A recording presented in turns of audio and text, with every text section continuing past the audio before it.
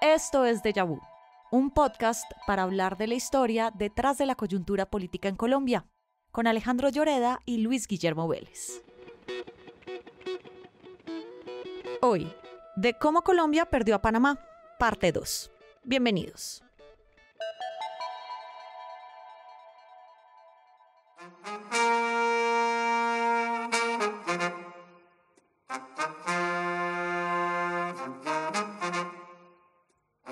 Bienvenidos de vuelta a nuestro segundo episodio de Déjà Vu sobre la separación de Panamá. Yo soy Alejandro Lloreda. Y yo soy Luis Guillermo Vélez.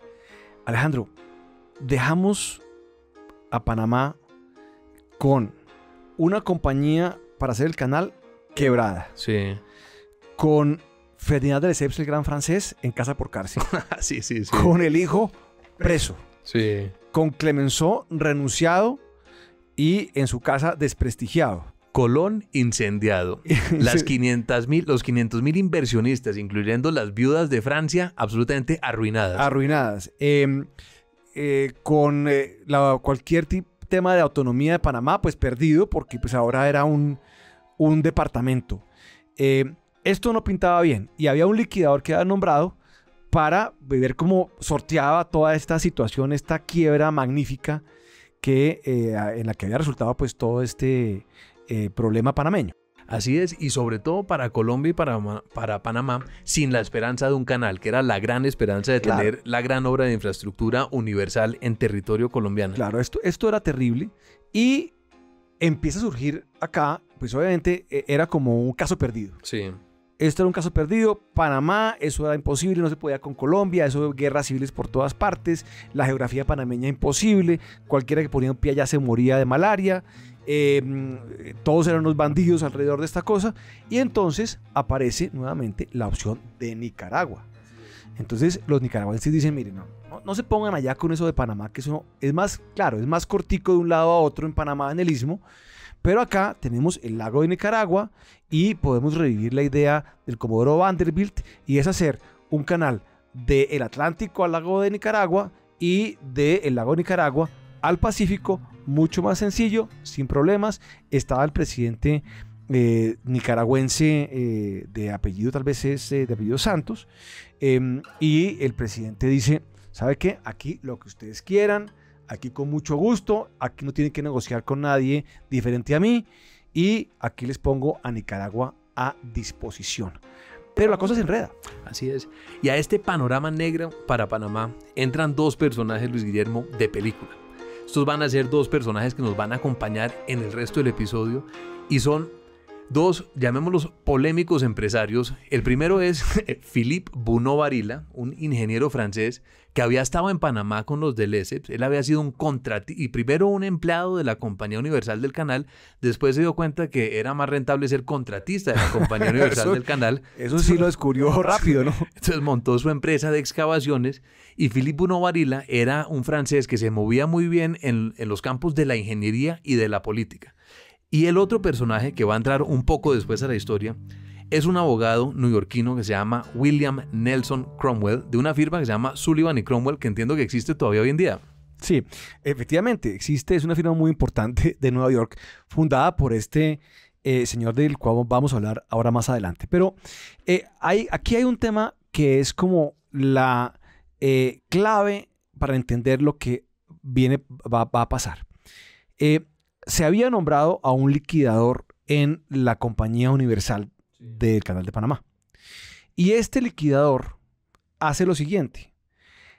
Para hacer la liquidación, transfiere los activos que tenía la compañía a una nueva compañía que llama la Compañía Nueva, la Nouvelle Compagnie, la Compañía Nueva del Canal de Panamá. Así es. Y deja los pasivos en la Compañía Vieja, un poco parecido a... Eso es como la quiebra de Pacífico y Rubiales. Exactamente. Sí. Que los inversionistas quedan, es decir, en calzoncillos. Quedan por ahí en un lado y los activos en el otro. En una nueva compañía, sí. Principal activo de la compañía. La concesión del canal. El contrato de concesión. Entonces pasan pulpito. O sea, la carne la pasan a la Compañía Nueva del Canal y el hueso se queda en la compañía vieja con las viudas y con los huérfanos por allá. Sí. Por allá. Tal y cual. aquí queda el contrato y la concesión y el proyecto en cabeza de ¿quiénes? En cabeza de un grupo de personas, De los inversionistas. de los inversionistas nuevos que van a estar conformados o liderados por su amigo Philippe Bunau Varilla, por Napoleón Bonaparte Weiss, Así es. obviamente. Y aquí entra un personaje, pues el personaje que usted ya mencionó, que es William Nelson Cromwell. William Nelson Cromwell. Lo describe Lemaitre, Luis Guillermo, y aquí abro comillas, como un abogado con una simpatía personal, inteligencia sutil, experiencia profesional recursiva y formidable poder de intriga. Le decían el gancho, ¿no? Esto puede ser Néstor Humberto Martínez Sí. o William Cromwell, pero entonces este va a ser el abogado neoyorquino que comienza a también introducir a los inversionistas americanos a la compañía Nubel del canal. Claro. Y entonces usted lee los inversionistas que entran a ser los socios, a comprar Sí. las acciones de la compañía nueva del canal. Y usted básicamente lo que acaba viendo es un listado de un quién Es un quién who's who del Guilty Age de Nueva York. Exactamente. Es JP Morgan, todos los varones de ferrocarril. todos, o sea, aquí no, o sea, es un sindicato de ricos. Es como que Mark Zuckerberg, Elon Musk, Bill Gates, todos se metieran a una compañía. Así es. O sea, estos son los cacaos de Nueva York de ese momento y Cromwell les vende la idea de que esto es un gran negocio y acaba siendo un gran negocio. Termina siendo un gran negocio, pero eso no está garantizado en ese momento, porque Estados Unidos estaba inclinada por Nicaragua. Y en el Senado americano, es decir, la opción de Nicaragua tenía la ventaja sobre la de Panamá. ¿Por qué? Porque Panamá era un escándalo, eso era una quiebra, se habían quebrado los franceses, eso era básicamente un sinónimo de escándalo, de corrupción, y los americanos no querían tocar a Panamá, como dicen los gringos, con un 10-foot pole. Sí, exactamente. Entonces, los nicaragüenses habían hecho muy buenas mellas allá. Le habían ofrecido una concesión muy generosa a Estados Unidos. Claro, o sea, los gringos decían, queremos tal cosa, bienvenido, lo que usted necesite, con mucho gusto. El dictador nicaragüense estaba ahí dispuesto a firmar cualquier cosa, no había ningún problema. El clima de Nicaragua probablemente era inclusive hasta más... Era más sano. Era más sano Sí, que el de... no era tan selvático como Panamá. el de Panamá. En fin, esto pintaba que eso era por allá. Cualquier persona sensata, pues después de semejante locura en Panamá hubiera pensado eso. Pero el señor Cromwell y sus compinches habían comprado las acciones de la compañía nueva del canal por $10 millones y querían tener un retorno de inversión. Con la compra de los activos entra también un activo muy importante que es el ferrocarril. O sea, no solamente el contrato de concesión, sino también el ferrocarril. La compañía Universal había comprado el ferrocarril antes para poder movilizar tanto gente como carga y equipos en la zona del ferrocarril. Entonces, el ferrocarril ya hacía parte de los activos de la compañía inicial. Entonces la compañía nueva se queda con, como habíamos dicho, con la carne, el hueso va para otro lado, pero la carne era la concesión y el ferrocarril. Entonces Cromwell acaba controlando el ferrocarril. Esto va a ser muy importante para lo que viene después. Hablemos un momento, Luis Guillermo, del tema del contrato de concesión. Entonces, la concesión vencía inicialmente en 1894, que es el año en que forman la Compañía Nubel del Canal. En ese año, 1894, la Compañía Nubel logra una prórroga de la concesión por 10 años hasta 1904. Ese era su mayor activo. Esto ya es Cromwell controlando la compañía. Y se vencía la concesión en 1904. Esta gente estaba viendo cómo convencía al gobierno de Estados Unidos de abandonar el tema de Nicaragua, irse por Panamá, pero viene la guerra de los 1000 días en Colombia. Y esto es una oportunidad, y estos son oportunistas, de los de verdad buenos. Entonces se dan cuenta que Colombia necesita buenos oportunistas, no que sean buenas personas. Y Colombia se da cuenta que necesita los recursos. Entonces aparece otra vez Napoleón Bonaparte Weiss y viene acá y dice, ¿saben qué? ¿Por qué no hacemos una nueva prórroga que se hubiera vencido en 1904 la concesión, iría hasta 1910 y le entregamos al gobierno de Colombia $1 millón por hacer esta prórroga? que era lo que en ese momento San Clemente necesitaba en medio de la guerra de los 1000 días Claro, para comprar armas y y para pertrechos. la guerra. El negocio que querían hacer Cromwell y los inversionistas americanos, Luis Guillermo, era el siguiente, era comprar los activos de la compañía Nouvelle que lo compraron por $10 millones y se lo ofrecieron al gobierno americano por $100 millones.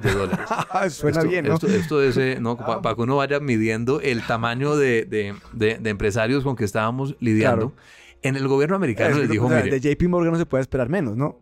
pues entonces les dice, mire, 100 millones están locos, el precio máximo que podemos pagar como gobierno americano son $40 millones, pero usted tiene que prorrogar esa concesión, porque una concesión de 4 años no vamos a alcanzar a hacer nada, y por eso es, como usted dice, que con el gobierno de San Clemente negocian la prórroga de 6 años hasta 1910. Esa prórroga, en su momento, o sea, fue Xavi muy... Vendrell Sí. y Alex Saab se hubieran quedado corticos. No, esos son niños. Pero entonces, en ese momento, el gobierno de San Clemente prorroga la concesión, pero esa prórroga fue muy cuestionada. San Clemente, acuérdese, San Clemente tenía un ministro que le decían el pájaro carpintero, porque picaban todos los contratos. Exactamente, ese era el ministro de gobierno, un costeño, barranquillero, de nombre Rafael María Palacio. Yo pensé que iba a decir Armando Benedetti. Pero entonces, cuando usted tiene un ministro que se llama, que le dicen el pájaro carpintero, el presidente tiene 90 años y gobierna desde Villeta, y usted firma las prórrogas con un sello de caucho, pues en ese momento... ¿Cuánto de ese $1 millón quedó en armas y pertrechos? ¿Y cuánto le llegó al pájaro carpintero? No me atrevo, Luis Guillermo, a especular. Pero el hecho es que entonces esa prórroga fue muy cuestionada porque se decía en su momento que no fue ratificada por el Congreso. Y el Congreso en ese momento no estaba sesionando porque el país estaba bajo ley marcial. Claro. Exactamente, sí. Carlos Martínez Silva, que ya veremos un poco en esta historia cómo entra, denunció eso como una pillería. Dijo que eso había sido pues el colmo. Inclusive él era de la tesis de dejar vencer la concesión para después negociar nuevamente. El caso es que San Clemente la prorroga. Entonces ya el consorcio de Cromwell y Bono Varilla y compañía tienen una concesión hasta 1910 que han comprado por $10 millones y que les da unos derechos y tienen que hacer algo con eso.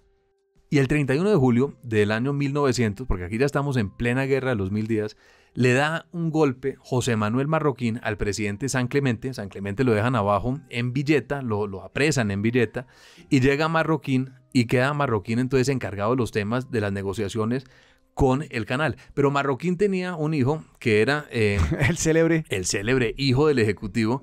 Vargas Vila decía a Marroquín, Luis Guillermo, que había escrito unos libros que no se vendían, que tenía unos libros que no se vendían y un hijo que se vendía mucho. Exactamente, y que acaba construyendo un castillo escocés, sí, pues en la entrada de Chía, ¿no? Es como si Nicolás Petro construyera un castillo en Puerto Colombia. Sí, que creo que lo construyó además. Sí. Pues entonces, en este momento, ya estamos en el gobierno de Marroquín después del 31 de julio, ¿sí? Y ya la negociación ya no es con Francia, ya toda esta opereta se trasladó fue a Washington. Entonces, Colombia, guerra civil por todo el país, incluida Panamá. Panamá se vuelve a partir de 1901-2 un centro principal, en 1902, el centro principal de operaciones militares. Esto es muy importante. La guerra de los 1000 días, y también es otro de esos mitos de la independencia panameña, es que los colombianos siempre vivían en guerra. No. Las guerras en Panamá eran peleadas por los panameños. O sea, tan liberales eran los panameños como los como los santanderianos o los cundinamarqueses, y tan conservadores también los panameños como los conservadores que podían haber, pues no sé, en Antioquia. Entonces, eran unas guerras donde, claro, nacionales, pero que se peleaban en Panamá por causas nacionales y en territorio de Panamá. Entonces, bueno, Panamá, digamos, centro principal de operaciones, y el presidente Santos Zelaya de Nicaragua haciendo lobby intenso en Washington. Tenía un sponsor importante que era un senador de apellido Morgan, que empujaba con todo el tema de Nicaragua. El Congreso de los Estados Unidos decide en algún momento hacer un estudio. Hagamos un estudio, entonces mandan aquí tal vez es una comisión de la Armada de Estados Unidos para que hagan un estudio y digan, bueno, este canal por dónde se va a hacer, si es por Panamá, si es por el istmo de Tehuantepec en México, o si va a ser por Nicaragua. Y la recomendación, adivine cuál es. Panamá. No, señor.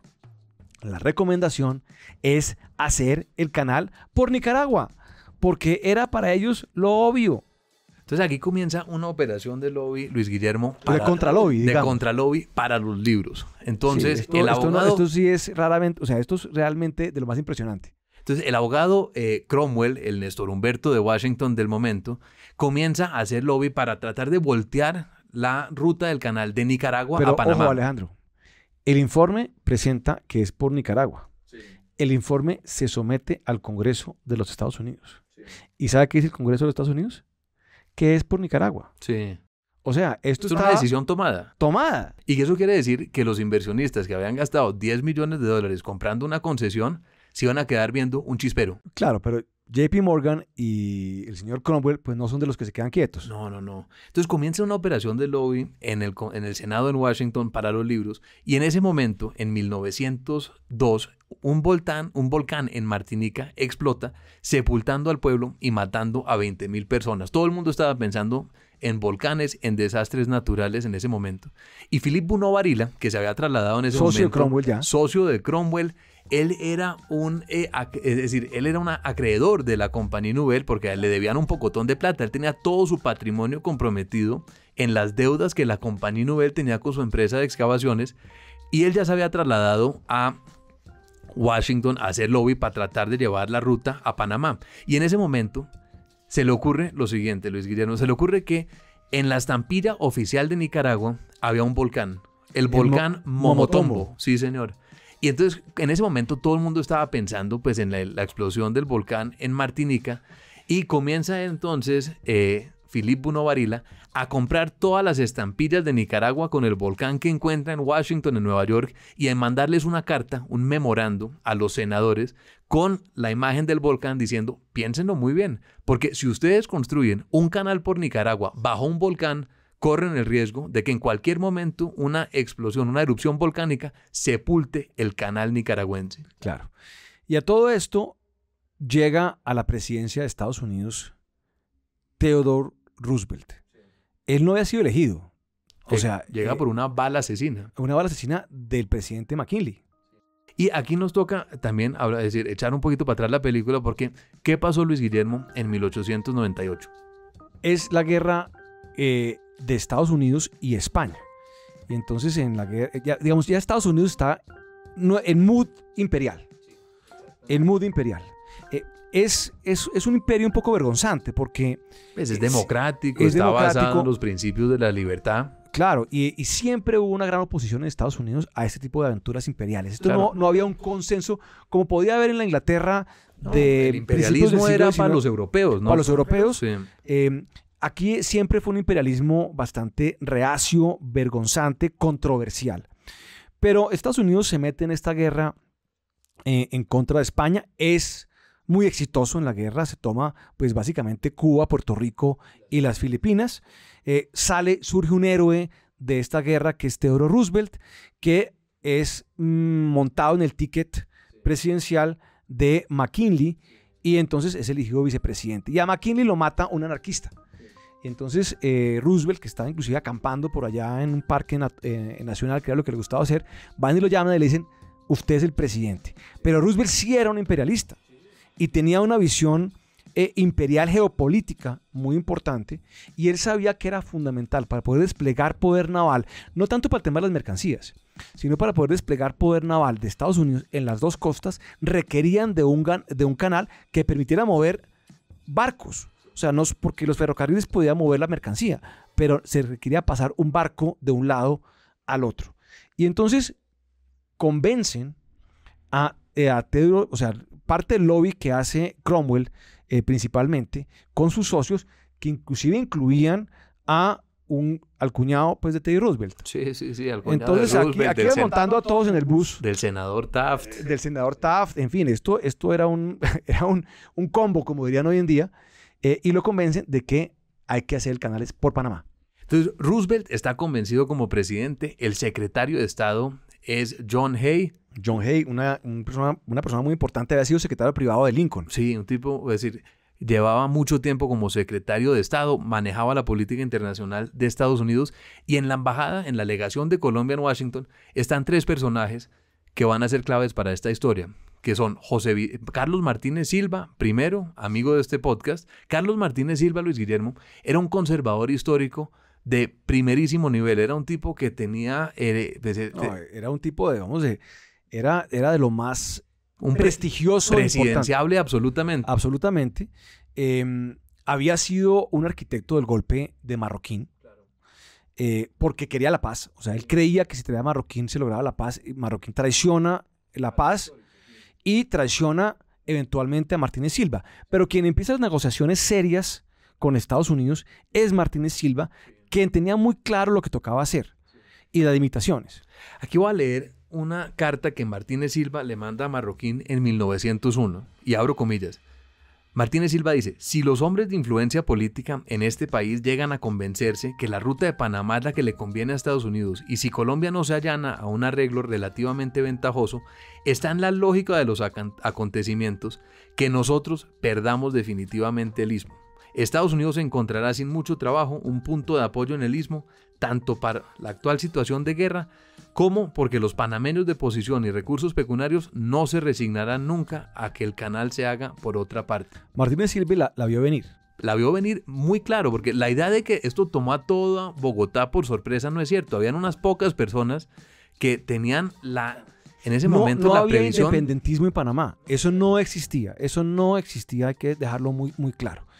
Pero, advertía Martínez Silva, si esto no sale como queremos, sí se va a generar un tema de independencia, porque esto es demasiado importante para la gente que vive en Panamá, y tenía toda la razón. Y Estados Unidos no se van a resignar a que Colombia les diga que no. Claro. Entonces, Martínez Silva es un amigo de este podcast, es uno de los pocos colombianos que salen bien librados de todo el episodio que vamos a contar a la vuelta de una corta pausa. Hola, soy Ginette Prieto y soy periodista de investigaciones de La Silla Vacía. Para publicar las notas que hacemos en La Silla nos tomamos días de revisión de documentos, hablamos con fuentes enteradas, viajamos a los sitios donde ocurren las movidas de poder clave y hacemos nuestras propias verificaciones. Les cuento todo esto porque detrás de cada nota, de cada episodio de podcast y de cada producto hay una comunidad que nos apoya, que son los superamigos, que reciben muchos beneficios. Si les gusta lo que hacemos y quieren que continuemos, únanse a los superamigos en lasillavacía.com/superamigos. Nos estamos leyendo y escuchando. ¡Chao!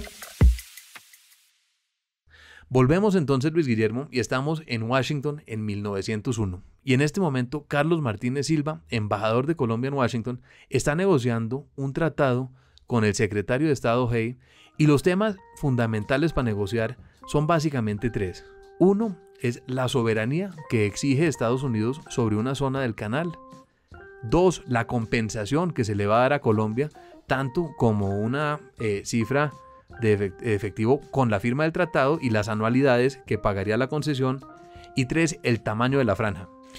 Así es. Y Martínez Silva avanza con dificultades. Estados Unidos está muy fijado en todo esto. En lo que usted acaba de comentar, digamos, de una posición bastante intransigente en materia de soberanía. Colombia pide $40 millones por la concesión. Estados Unidos ofrece $10 millones. Las anualidades pues van cambiando. Y el tema de la franja pues siempre es una exigencia de Estados Unidos, con razón además, porque pues obviamente estábamos en medio de la guerra de los 1000 días que se peleaba precisamente en Panamá. Pero Martínez Silva lo vota Marroquín. Marroquín lo vota y nombra a un político que se llama José Vicente Concha. Lo nombra como embajador en Washington para retomar las negociaciones del tratado. Y lo que usted menciona, comienzan a llegar a un acuerdo. Colombia pide 40, Estados Unidos ofrece 10. Llegan finalmente a una cifra de $25 millones. 20, perdón, tiene razón. Y una anualidad de $250,000. Llegan a un acuerdo donde la jurisdicción es compartida en el área del canal, quiere decir que hay unos tribunales mixtos colomboamericanos, y a una franja que queda negociada en 5 kilómetros al lado y lado del canal. De lado y lado, y la posibilidad, como ya venía del Tratado Mayarino-Vidlac, de desembarcar y cuidar la zona. Pero esto es una concesión, perdón, se me olvidó, es 100 años, queda negociado por 100 años prorrogable. Exactamente. prorrogable a capricho de Estados Unidos.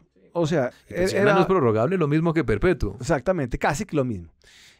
Pero el punto fundamental es el tema de la soberanía y ahí se negocia unas palabras que pueden ser ambiguas y que Colombia podría eventualmente decir que tenía ciertas, o sea, que conservar la soberanía sobre el canal, o sea, sobre el territorio del canal, así por lo menos existieran unos tribunales norteamericanos mixtos. Pero José Vicente Concha en ese momento está pensando en las elecciones. Él quiere ser presidente y negocia el tratado, pero cuando se da cuenta que esto cae muy mal en Colombia porque lo considera una cesión de soberanía, él dice, yo no le pongo mi...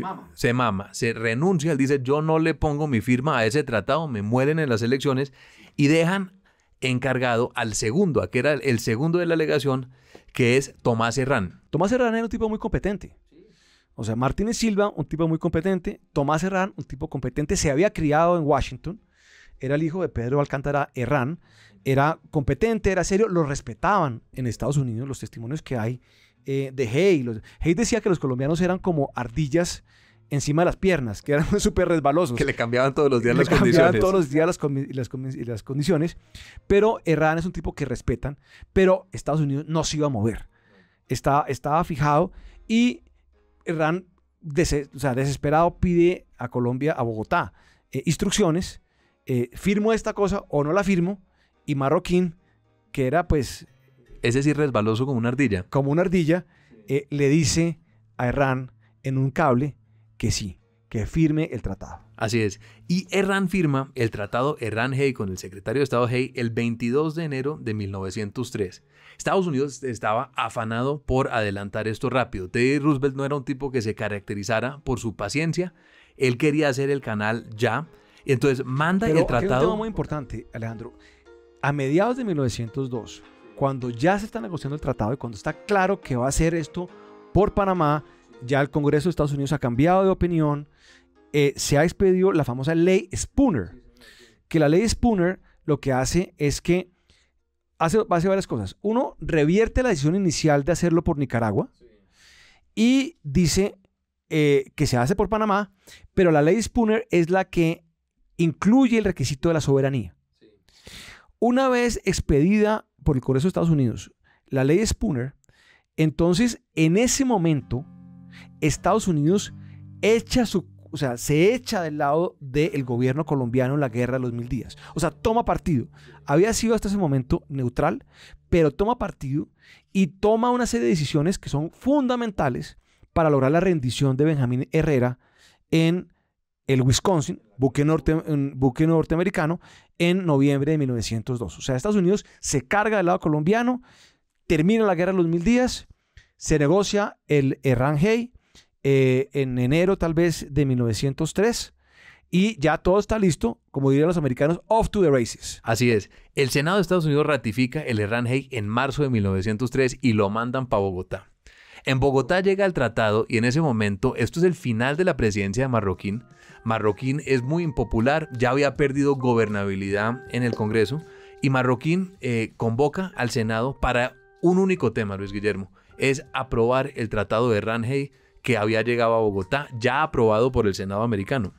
Sí, esto realmente es una cosa de las más tristes que uno puede imaginarse, Alejandro, porque el presidente había autorizado la firma del tratado. Se había firmado por parte de Herrán. Cuando llega acá, pues hay obviamente un escándalo, no gusta para nada, pero el presidente no hace absolutamente ningún esfuerzo para vender el tratado y vender su decisión. Entonces lo manda al Senado. Él ya es un tipo muy impopular, poco poder político, y se discute el tratado y aquí en Bogotá hay una serie de sesiones que transcurren, digamos, mediados de 1903, desde junio, y que concluyen en una muy famosa, tal vez la sesión del Congreso colombiano más importante, o el Senado colombiano más importante de su historia, que se da el 12 de agosto de 1903. La oposición en ese momento estaba encabezada en el Senado por Miguel Antonio Caro, que eso era un monstruo formidable, era el arquitecto de la regeneración, enemigo mortal de Marroquín, y en ese momento era senador. Y terco como una mula. Terco como una mula. Y la oposición al tratado la encabezan Miguel Antonio Caro y Juan B. Pérez, que era un senador por Panamá. Sí, inclusive aquí hay otros de esos mitos, digamos, panameños para develar. Y es que los panameños, los senadores panameños, menos uno de ellos, que ya vamos a hablar de él, los senadores panameños tampoco les gustaba el tratado. No, porque es que cedía soberanía, eso le molestaba mucho a todos Pues los cedía, colombianos. digamos, sí, una soberanía cuasi- mixta, sí, sí, había una soberanía, pero no compartida, tal vez. compartida. Colombia no mantenía soberanía plena sobre la zona del canal y eso ofendía a muchos de los políticos colombianos, muchos de ellos abogados, muchos de ellos... Pero Caro no entendía lo que estaba pasando. O sea, Estados Unidos estaba en plena expansión imperial. O sea, estaba peleando la guerra de los Boers en Sudáfrica, estaba el Kaiser invadiendo islas en el Pacífico, los europeos y los ingleses y los franceses estaban repartiéndose el África. Caro no entendía lo que iba a hacer Estados Unidos. Hay una cita muy importante de Caro donde él dice, mire, Estados Unidos no toca tenerle miedo porque Estados Unidos nunca tendrá la fuerza y el desarrollo de las potencias europeas. Y esto es en 1903, Luis Guillermo. Imagínese lo ciego que era Caro. Caro estaba... esto lo dice en la intervención que hace para hundir el tratado el 12 de agosto de 1903. O sea, eso le da a usted una idea. O sea, Caro sabía mucho sobre Ovidio, sobre literatura latina, gramática. El participio. Tema muy importante. Participio, exactamente. Escolástica española, pero no tenía absolutamente ni idea de la geopolítica de su momento. O sea, totalmente desconectado a 2.600 metros más cerca de las estrellas y no sabía lo que estaba pasando y en qué terreno se estaba metiendo cuando deciden en esa tarde del 12 de agosto negar el tratado. Un senador panameño de nombre José Domingo de Ovaldía, pues muy convenientemente se va al baño, como Gidis, y se va al baño, no vota, es el único voto que no se registra. Sí, el resto es unánime en contra del tratado. Pero había un senador que ha debido haber votado a favor, que era el hijo del Ejecutivo. Lorenzo Marroquín era senador. Entonces uno se pregunta, pero ¿cómo es esta cosa? O sea, ¿cómo es? O sea, ni siquiera el hijo del presidente vota a favor del tratado cuando el ministro de Relaciones Exteriores había hecho una defensa relativamente seria del tratado. El ministro de gobierno, que era el joven Esteban Jaramillo. Claro, entonces uno no entiende lo que estaba pasando acá y hay una hipótesis que yo comparto y es que aquí Marroquín, que es muy característico de él, estaba haciendo un doble juego. Estaba negociando a lo cachaco y lo que quería era ir por más plata.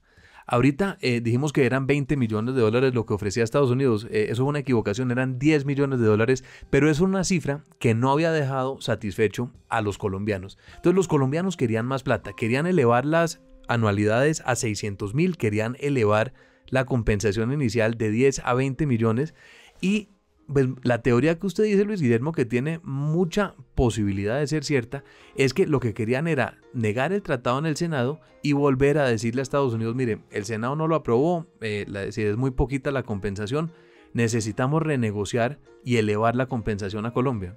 Sí, entonces yo creo que eso fue, como usted lo dice, una cachacada. Una cachacada de Marroquín donde no midió a su oponente. Y no tenía cómo medirlo porque un tipo, pues, igual que Caro, aquí en la sabana de Bogotá, el caso del presidente en Yerbabuena, o estaba aquí en Bogotá en ese momento, quién sabe. O devolver un avión de migrantes a las 3:40 de la mañana. Lo mismo, o sea, es lo mismo, es Petro desde Coveñas tuiteando en contra de Trump en plan imperial. Y entonces, pues, Roosevelt, cuando le avisan que el Senado colombiano niega el tratado, pues aquí empiezan estos señores Cromwell y compañía, y bueno, Bobadilla, a activar el plan B. Alejandro, y el plan B es la independencia de Panamá. Así es, así es.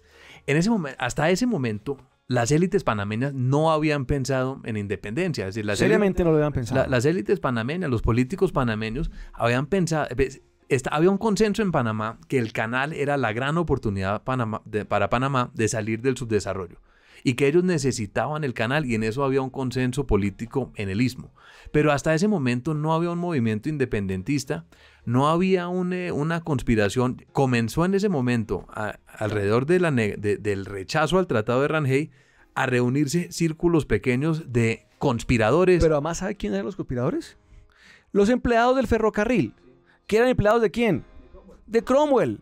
O sea, los próceres de la independencia eran los empleados de Cromwell. Eso estaba pues documentadísimo, porque se reúnen el señor Manuel Amador Guerrero, José Agustín Arango y Federico Boyd, los dos primeros por lo menos empleados directos de Cromwell. Amador era el médico de la compañía del ferrocarril. El médico de la compañía, y esos son pagados por Cromwell, diciendo, bueno, es decir, Cromwell tenía su plan B, y lo activa Bruno Varilla con Cromwell para empezar a mover este tema de la independencia. Pero también hay mucha torpeza en el gobierno marroquín. Es decir, apenas rechazan el tratado, cometen un error, Luis Guillermo, que es absolutamente incomprensible. Mandan de gobernador de Panamá a José Domingo Bobaldía, el senador que se había ido para el baño para no votar el tratado, que era un reconocido independentista panameño, era un senador que estaba abiertamente reconociendo... Que había dicho, inclusive había manifestado... Que si Panamá se separaba, él apoyaba al separatismo. El separatismo por claro. Y lo mandan de gobernador. Claro, y esto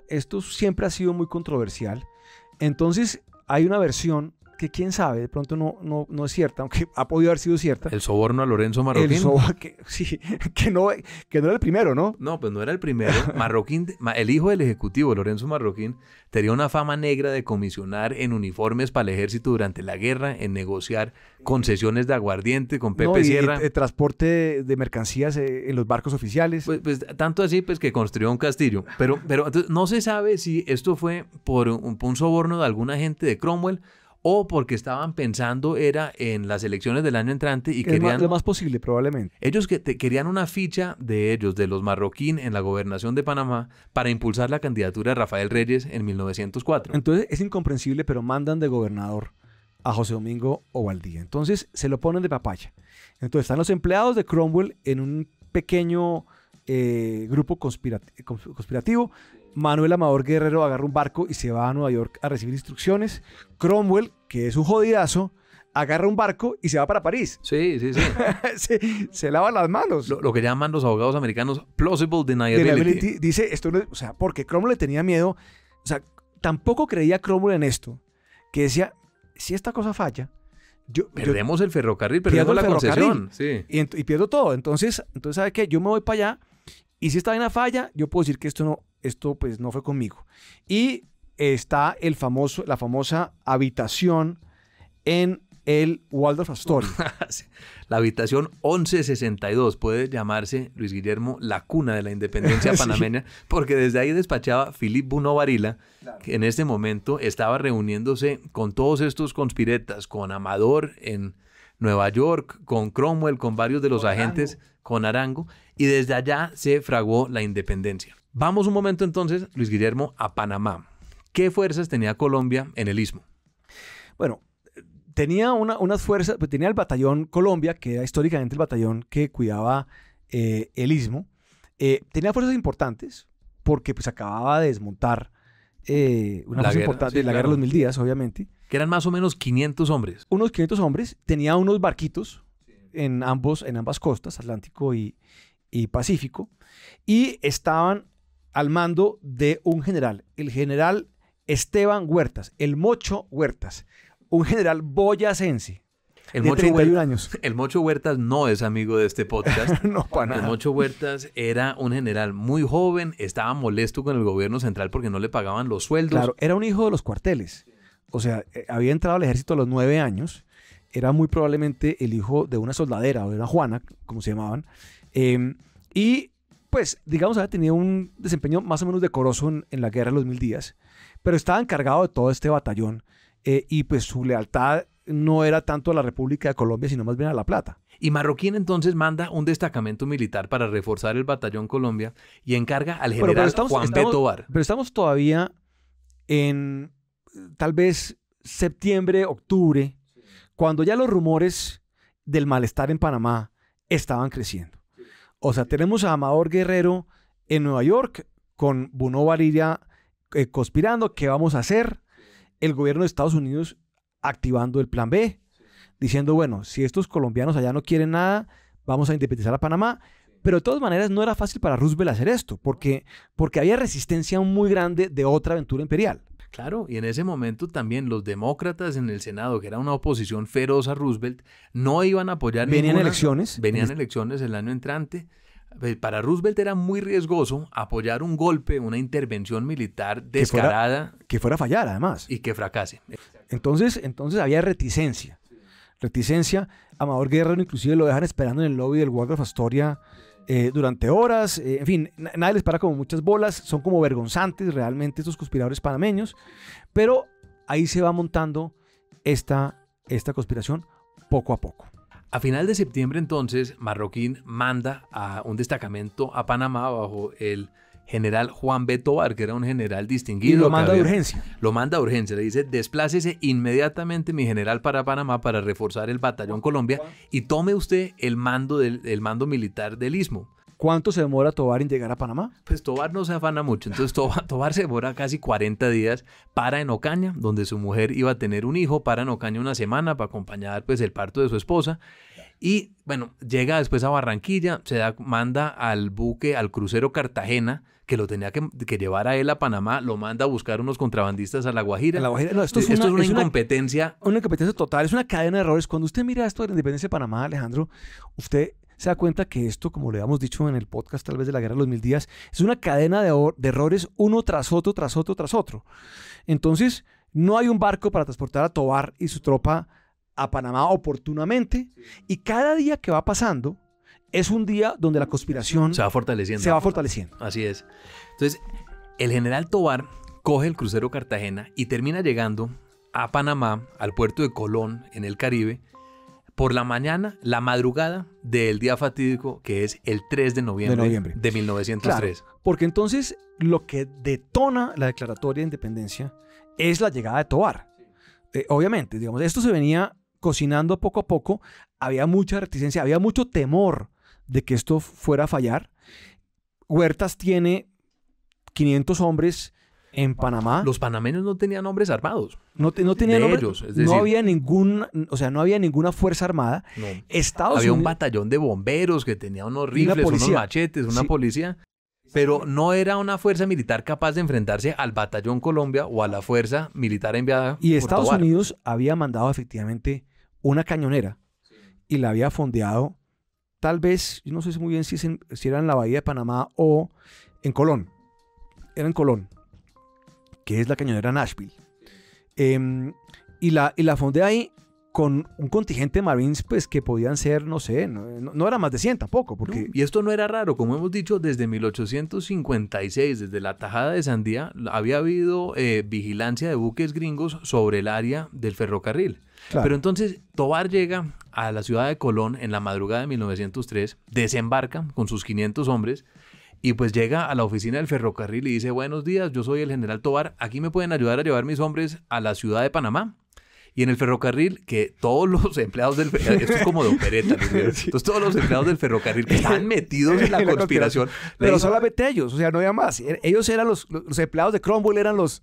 Entonces le dicen: claro, general, podemos llevarlo a usted, a sus oficiales, a su estado mayor, pero no tenemos vagones el día de hoy, está todo lleno, no tenemos vagones para sus hombres. Entonces, si usted quiere irse solo, sin sus soldados, a bien Panamá, siga bien pueda. Entonces, ese día, 1903, se va el general Tovar con todos sus oficiales. 3 de noviembre. Se va entonces para Panamá, donde lo recibe nada más y nada menos que el Mocho Huertas. Sí. Entonces se reúne con el Mocho Huertas, él lo recibe muy bien, y entonces le dicen: general, aquí venimos nosotros desde Bogotá o desde donde fuera, desde Colombia. Digamos, vamos a tomar el mando militar de sus tropas. Para evitar esta cosa de la independencia.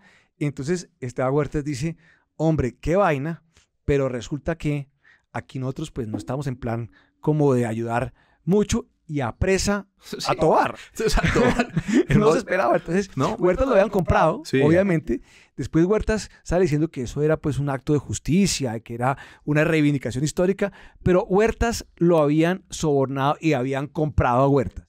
Entonces, el Mocho Huertas mete a los generales colombianos, a todos los oficiales, al calabozo. Al calabozo. Entonces, esto pues es una debacle, porque queda la tropa acéfala en Colón. Sí. Y queda Huertas. Además, Huertas había hecho también, como parte de esta conspiración, había mandado a uno de los buques que estaban fondeados en la bahía de Panamá con tropa que él comandaba, porque supuestamente iba a haber una invasión por Nicaragua. Entonces, o sea, él mismo... Se habían inventado una diversión. Una diversión. Sí. Entonces estaba Huertas con unas tropas al mando, leales a él, leales a la insurrección o a la independencia, Tovar preso, y viene la declaratoria de la independencia de Panamá. Porque las tropas en Colón las habían dejado al mando del coronel Torres. Entonces todos los soldados habían quedado en Colón al mando del coronel Torres, pero la única manera de cruzar el istmo, Luis Guillermo, era el ferrocarril. Y el ferrocarril no les iba a hacer el favor porque era el foco de la conspiración. Entonces queda el coronel Torres en Colón solo, sin órdenes, y le llega el mensaje. Entonces, en ese momento organizan el santo y seña de la conspiración de ambos costados del istmo. Entonces, el único teléfono también, sobra decir, era de la empresa de ferrocarril. Entonces, mandan el santo y seña desde Panamá a Colón. El santo y seña es muy colombiano. El santo y seña es: el sancocho está a punto de empezar. Entonces, llega ese mensaje a Colón, donde estaba el coronel Huertas, sin órdenes porque habían apresado... El coronel Torres, porque habían apresado a Tovar.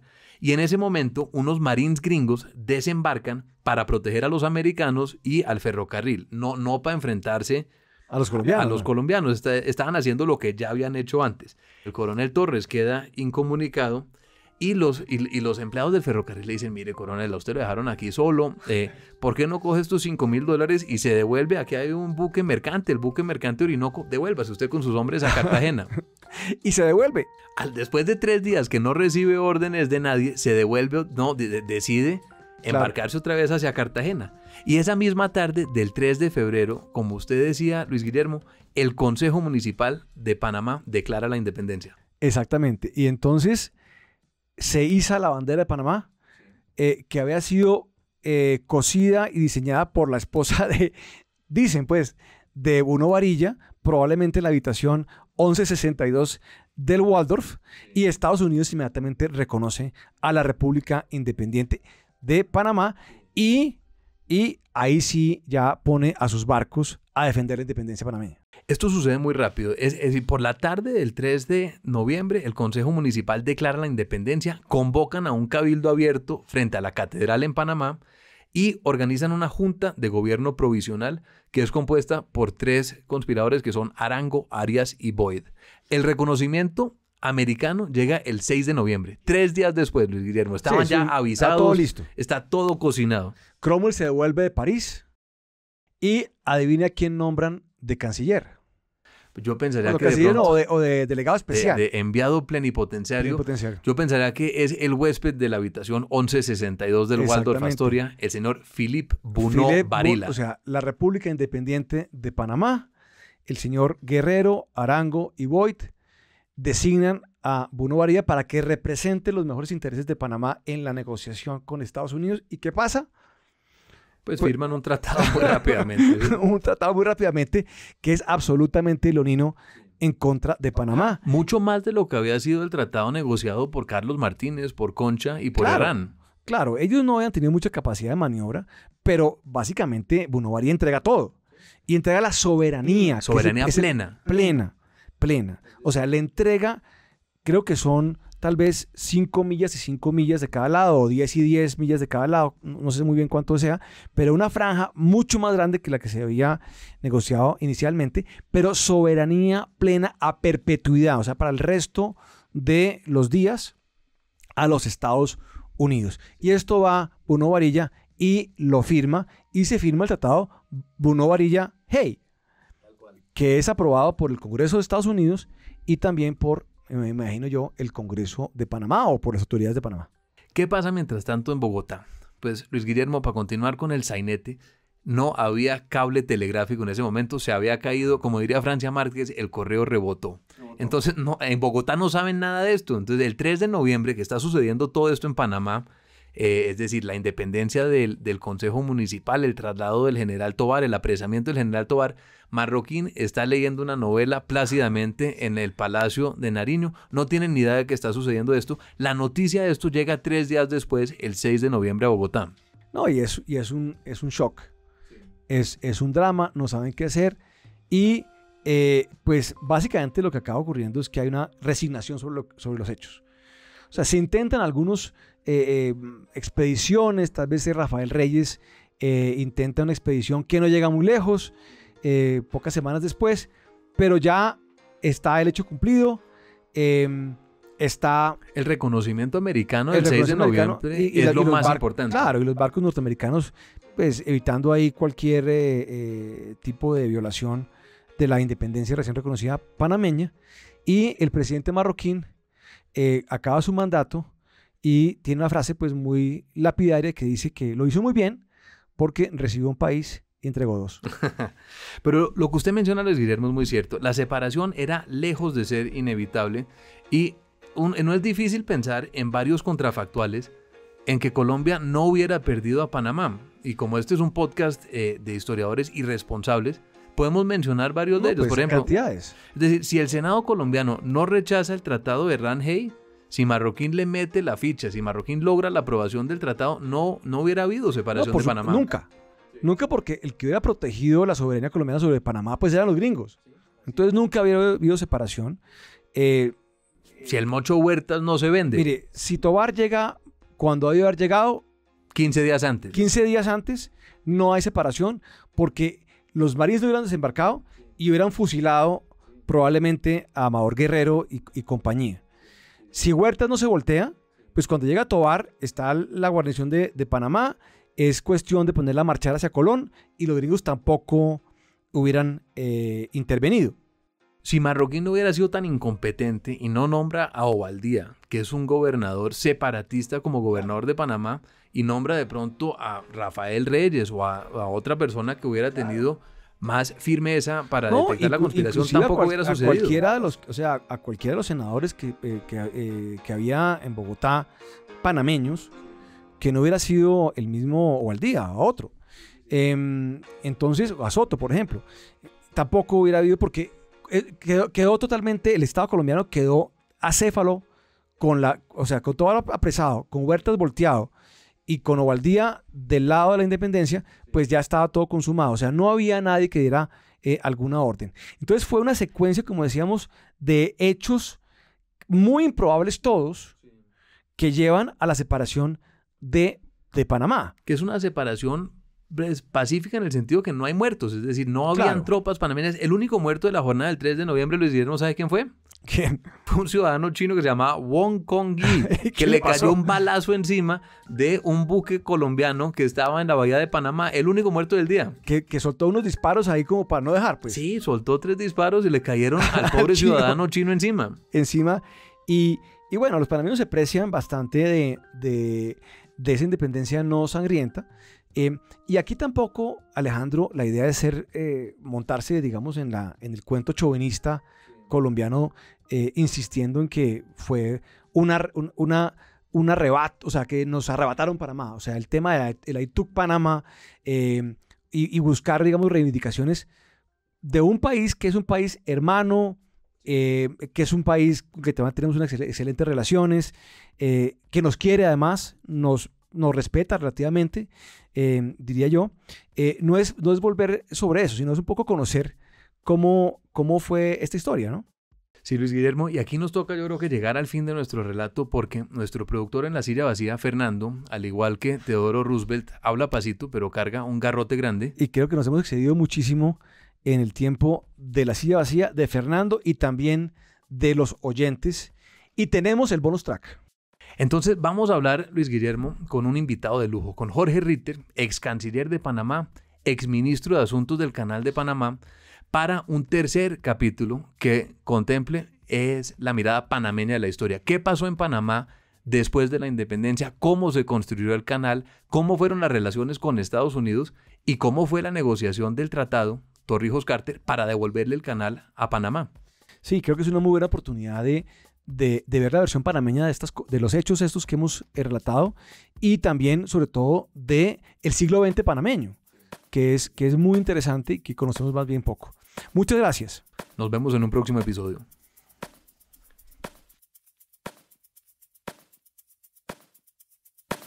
Déjà Vu es un producto de La Silla Podcast. Grabado en los estudios de La Silla Vacía. Escrito y dirigido por Luis Guillermo Vélez y Alejandro Lloreda. Producido y mezclado por Fernando Cruz y la coordinación de Tatiana Duque. Cada 15 días, un nuevo episodio en su plataforma preferida. Gracias por escuchar.